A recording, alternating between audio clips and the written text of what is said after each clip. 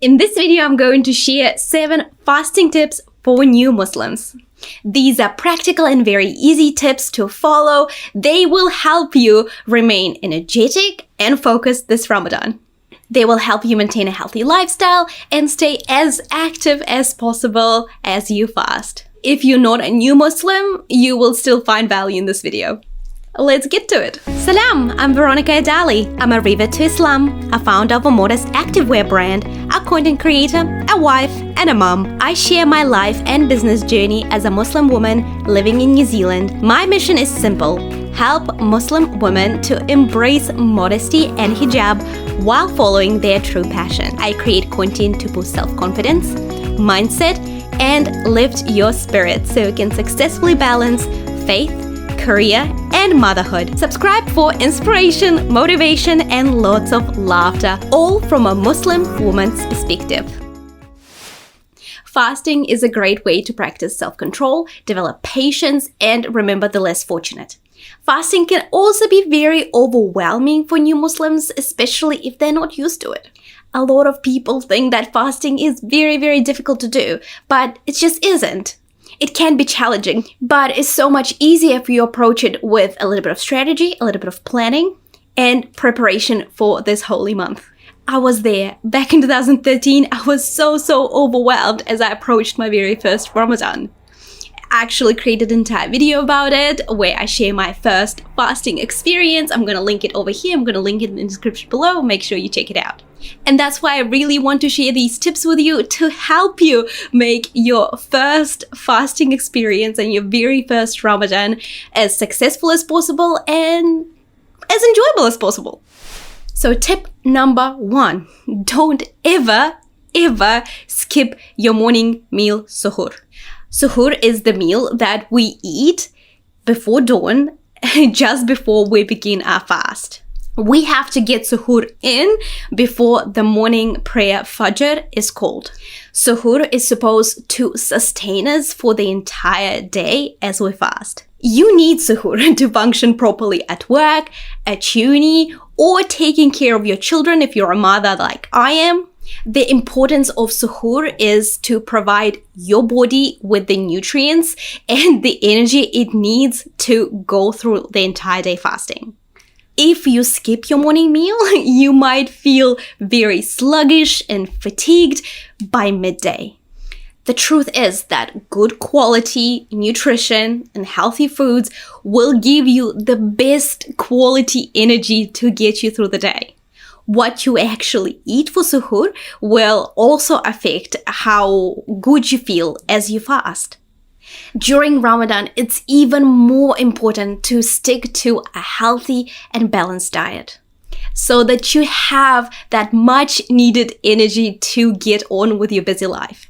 Think about adding some carbohydrates and some protein. Make sure you eat the very healthy food that will take you through the day. When I look back, I don't think I have ever skipped suhoor. I would wake up at any time of the day just to get my meal in. And let me tell you, I've never regretted it. Tip number 2, plan your meals.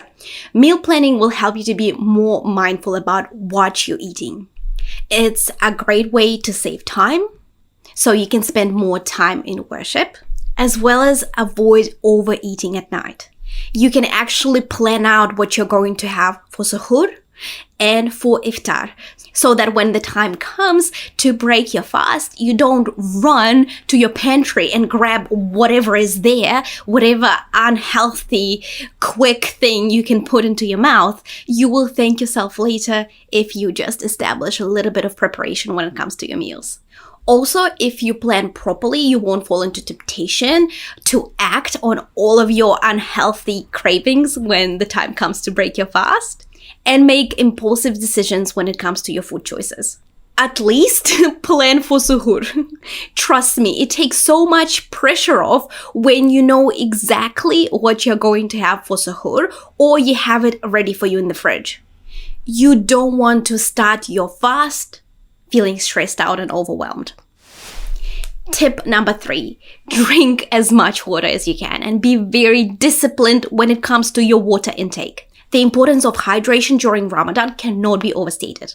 The body needs to be hydrated to function properly. Drinking enough water will help you maintain healthy metabolism and aid your digestion, which can make fasting a lot easier for you. It also helps you maintain your energy levels throughout the day so you don't feel sluggish or fatigued. So if you usually drink 2 liters of water every single day, during Ramadan, when you fast, the amount of water you take in should be exactly the same. So 2 liters when you don't fast and 2 liters when you do fast. So you have to get very, very disciplined when it comes to getting your water in.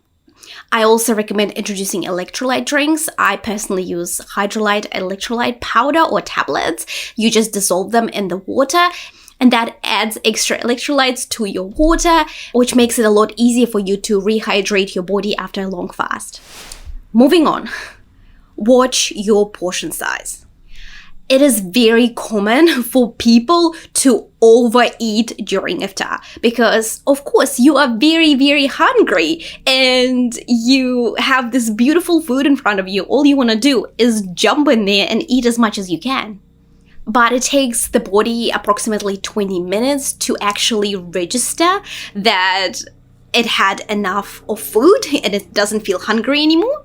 So you might be overeating without even knowing, and then you feel not very good afterwards because you just overate. You ate way too much. When you eat mindfully and listen to your body, registering when your hunger is actually satisfied will put a lot less pressure on your body and will give you a lot more energy so that you might even get a workout in after your iftar. A good practice would be to have your date, break your fast with water and date, then actually go and pray your evening prayer. I know that requires a lot of self-control, but you will be able to come back with a more leveled head when you approach that beautiful iftar table. Next tip, stay active. Exercising during Ramadan may seem hard, but I promise you it's not a hard task.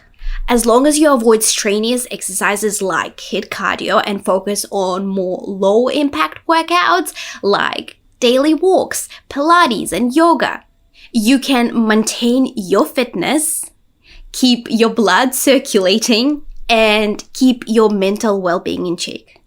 You can work out before suhoor, very, very early, or you can work out after iftar. But like I said, a good power walk will do just great. You can also do some stretching. Just make sure you keep as active as you possibly can. Moving on to the next tip, keep yourself busy. The best way to get through your fast with ease is to keep your mind occupied. This keeps the time going faster when you're busy, and before you know it, it's time to break your fast. But I'm not talking about binging on TV shows or sleeping or anything like that. Focus on working towards achieving your Ramadan goals. This helps to break up the monotony of going without food or drink. When it's time for a lunch break at work or at uni, rather than just sitting there realizing that everyone's around you is eating and you are the only one who is not eating or drinking. Rather than that, just go in the quiet corner, pick up an Islamic book. If you're looking for a book to read, I recommend Reclaim Your Heart. It's one of my favorite Islamic books. Or you can listen to an Islamic lecture on YouTube and learn about the religion.